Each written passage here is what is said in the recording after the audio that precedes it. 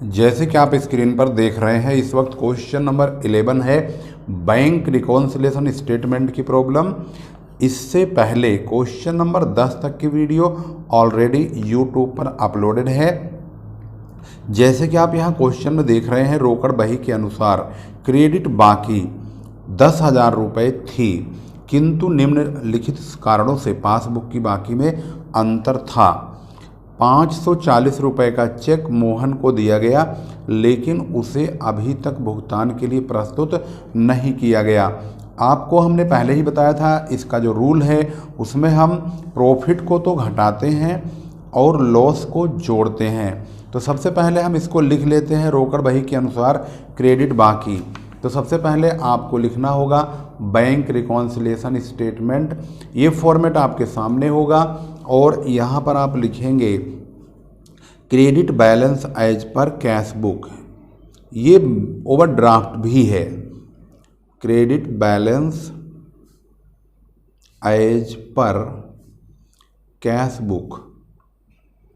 और ये जो रकम है ये पूरी 10,000 रुपये है, यानी 10,000 रुपीज़। इसके बाद हम इसमें ऐड करेंगे, तमाम लॉसेज को ऐड करेंगे और जितने भी प्रॉफिट्स वाले आइटम होंगे उनको लेस करेंगे। लेस लिख देते हैं और प्रॉफिट वाले आइटम जो भी होंगे ट्रांजैक्शन के मुताबिक उनको लेस करेंगे। तो यहाँ पर लिखा हुआ है 540 रुपये का चेक मोहन को दिया, लेकिन उसने अभी तक भुगतान के लिए प्रस्तुत नहीं किया। इसका मतलब ये हुआ कि जो मोहन है वो इस व्यापारी का एक क्रेडिटर है, जिसको इन्होंने चेक काट के दिया, लेकिन उसने इनके बैंक अकाउंट से नहीं निकाला। तो इसका मतलब है इनके पास वो पैसा बच गया तो इनको फ़ायदा हो गया। तो फ़ायदा हो गया तो उसको हम कहाँ ले जाएंगे, लेस में, यानी घटाने में लिखेंगे, इस्तेमाल करेंगे। लैंग्वेज क्या होगी, cheques issued but not present for payment.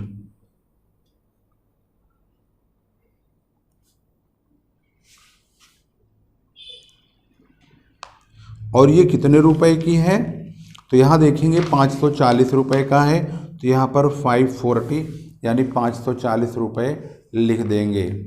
इसके बाद अगली ट्रांजैक्शन ध्यान से देखते हैं।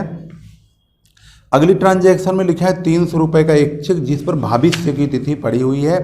रोकड़ बही के डेबिट पक्ष में लिखा गया है, परंतु उसे भुगतान के लिए बैंक में नहीं भेजा गया, यानी कि कलेक्शन नहीं हो पाया।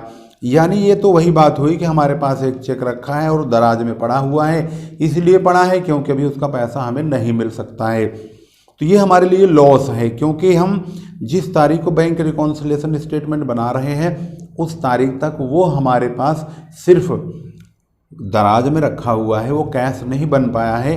कैश वो तभी बनेगा जब वो बैंक में भेजा जाएगा, यानी ये चेक फ्यूचर डेटेड है, तो ये हमारे लिए लॉस है और हम इसको ऐड कर देंगे।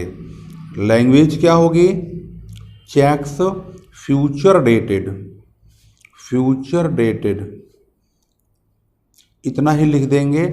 और ये रकम जो है 300 यहाँ इसके सामने लिख देंगे, ये हमारा लॉस है। इसके बाद है 400 रुपये का एक चेक बैंक में कलेक्शन यानी उगाही के लिए भेजा गया है, अनादरित हो गया, ये भी लॉस ही है, क्योंकि अगर हम बैंक में कोई चेक लगा रहे हैं जमा करने के लिए और वो चेक जमा नहीं हो रहा है तो इसका मतलब हमारा नुकसान है। Cheque sent for collection but not collected, but not collected. और ये जो रकम है ये है 400 की, तो यानी कि 400 रुपये का है, तो इसको 400 रुपये यहाँ पे लिख देंगे। इसके बाद है बैंक ने 50 रुपये छूट लेकर के 2,000 रुपये के देय बिल का भुगतान किया, परंतु रोकड़ बही में इसका लेखा नहीं है। इसका मतलब ये है कि हमारे बैंक से जो पैसे गए हैं वो 50 रुपये छूट के काट के 1950 रुपये का पेमेंट हमारे बैंक अकाउंट से हुआ है। तो bills payable paid by bank, यानी कि amount of BP paid by bank, bank वालों ने इसका भुगतान किया है, तो हमारा नुकसान हो गया क्योंकि हमारे अकाउंट से पेमेंट हो चुका है। इसके बाद आता है 54 रुपये के एक चेक बैंक में जमा किया गया, परंतु रोकड़ बही में भूल से 45 रुपये लिख दिया गया, जबकि पासबुक में 54 रुपये ही क्रेडिट हुए हैं। इसका मतलब है बैंक वालों ने तो पूरे 54 रुपये जमा किए हैं, 54 रुपीज़, जबकि हम 45 रुपये जमा कर रहे हैं। जिसका मतलब हमारे 9 रुपये फ़ायदे हो रहे हैं। अगर 9 रुपये फ़ायदा है तो हम इसको लेस में ले जाएंगे, यानी घटाएंगे। तो ये गलती से हमारे यहाँ पर डेबिट हुआ है, तो miss debited in cash book. Passbook में तो सही है लेकिन कैश बुक में गलत है। Miss debited in cash book कितने रुपए से? मात्र 9 रुपये से, यानी 9 रुपये हमने नहीं लिखा। अगर 9 रुपये लिख दिया होता जोड़ के 45 रुपये में 54 रुपये, तो हमारा फ़ायदा, मतलब हमारा फ़ायदा तो फिर है ही है, तो हमारा फिर ये रिकॉन्सिलेशन बनाने की ज़रूरत नहीं थी। बैंक ने 500 रुपये लाभांश के वसूल किए, जिसका रोकड़ बही में लेखा नहीं हुआ है, तो ये हमारे लिए फ़ायदा है, क्योंकि डिविडेंड कलेक्टेड बाय बैंक ने लाभांश के वसूल करके व्यापारी खाते में जमा कर दिए। तो इसका मतलब है व्यापारी को रातों रात फ़ायदा हो गया। डिविडेंड कलेक्टेड बाय बैंक, और ये जो रकम है ये पूरी 500 की है। इस प्रकार से यहाँ पर आप देखेंगे ध्यान से, तो अब ये हमारे सारे ट्रांजैक्शन पूरे हो चुके हैं। बैंक रिकॉन्सिलेशन स्टेटमेंट बिल्कुल ओके हो गया है। अब इसको हम टैली कर लेते हैं। ये है 19/4/2303 2650 रुपये। 10,000 में 2650 जोड़ेंगे तो 12,650 रुपये हो जाएंगे। और इसमें घटाना कितना है भाई? घटाना है 500 और 500 और 40 और 9, 1049 रुपये घटाना है बस। तो घटाने के बाद हमें क्या प्राप्त हो गया? यहाँ पर देखेंगे तो 10 में से 9 निकाल देंगे, 1 0 6 और यहाँ 11,601 रुपये। यहाँ लिखा है credit balance as per cash book. तो हमारा जो आंसर आएगा यहाँ पर उसको देखेंगे तो यहाँ हम लिखेंगे debit balance as per passbook.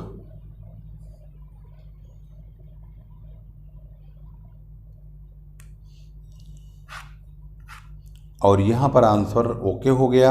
अब जरा बुक में देख लेते हैं कितना आंसर है, 11,601 है या नहीं। तो यहाँ पर है 11,601 रुपये पासबुक के अनुसार डेबिट बाकी, यानी डेबिट बैलेंस। तो आपने इस सवाल को देख लिया। ये था क्वेश्चन नंबर 11, विजयपाल सिंह की बुक है ये, और इसी से ही हम सवाल बना के आपको दे रहे हैं। बुक कोई भी हो वह मायने नहीं रखता है, तरीका आपका कैसा है, आपको समझ में आया है या नहीं, वह मायने रखता है। इसको अगर एक नज़र से आप देखेंगे तो इसको इस प्रकार से स्क्रीन पर देख सकते हैं।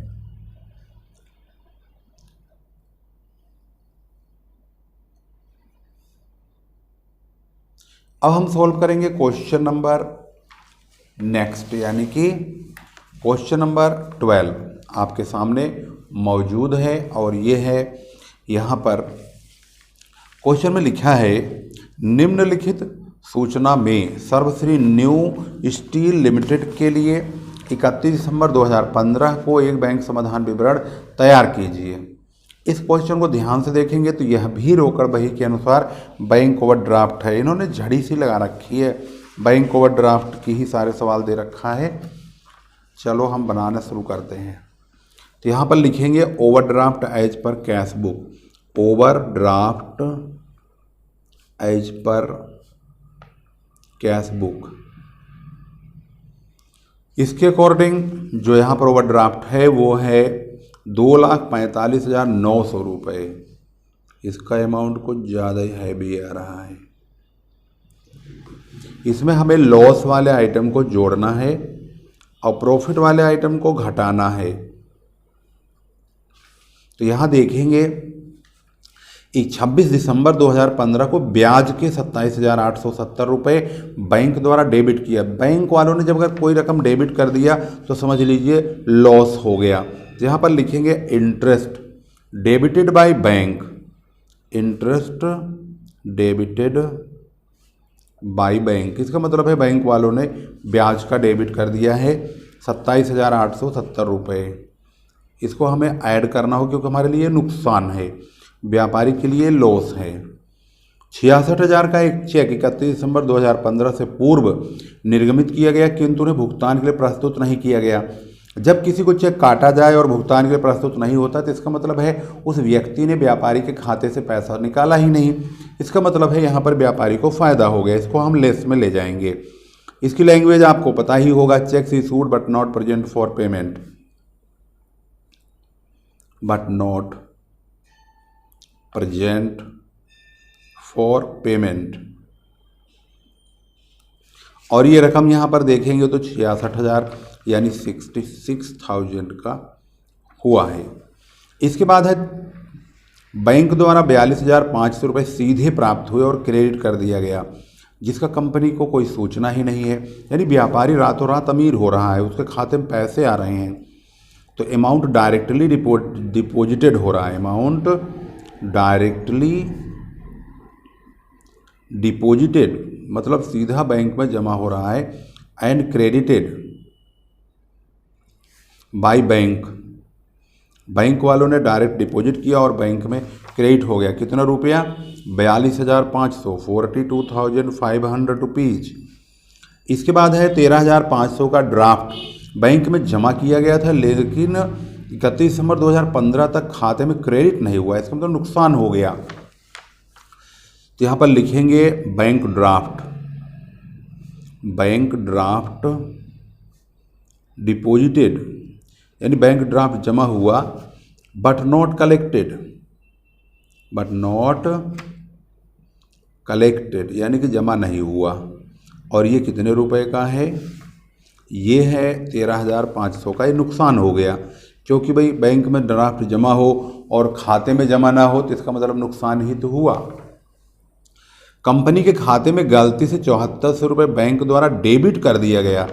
ये तो मिस डेबिटेड बाय बैंक हो गया, ये तो नुकसान कर दिया व्यापारी का बिल्कुल बैंक वालों ने, मिस डेबिटेड बाय बैंक। आप लोगों ने देखा होगा कभी कभी बैंक वाले ऐसे अनाप शनाप पैसे डेबिट करते रहते हैं जो कि हमारे लिए नुकसान का कारण बनता है। तो ये 7400 रुपये खाम खा का नुकसान है। अब हम चेक कर लेते हैं। हमारे पास अब सारे ट्रांजैक्शन ओके हो गए हैं। अब हम इसको टैली करेंगे और चेक करेंगे हमें हमारा जो बैलेंस है आखिर वो कितना है। यहाँ है 27,000, 2713 40, 47,000, 8,513 417 48,770 रुपये हो रहे हैं। ये मेरे हिसाब से 8,513 हाँ ठीक है 48,770 हो रहा है। और इसमें इसको जोड़ेंगे ऊपर वाले को 0 7 9 7 16 8 5 13 1 यानी दोनों को जोड़ करके इन तीनों को जोड़ेंगे तो 48,770 और इन दोनों को जोड़ेंगे तो 2,94,670 होगा। और ये दोनों जोड़ेंगे तो 1,08,500 होगा। और घटाने पर आंसर इसका 1,86,170 यानी ओवरड्राफ्ट एज पर पासबुक 1,86,170 होगा। यानी अगर overdraft as per cash book दिया होगा तो ओवरड्राफ्ट एज पर पासबुक में आंसर आएगा। अगर हम इस क्वेश्चन के आंसर को ध्यान से ऊपर से लेकर नीचे तक देखेंगे तो आपका क्वेश्चन इस प्रकार से बन चुका है। अगर इसको हम बुक से इस आंसर को मैच करने की कोशिश करेंगे तो आइए देखते हैं इसका आंसर क्या है। तो इसका आंसर बुक में आप देखेंगे यहाँ पर लिखा है 1,86,170 पासबुक का अधिविकर्ष यानी ओवरड्राफ्ट एज पर पासबुक। ये आंसर 1,86,170 आपके सामने मौजूद है।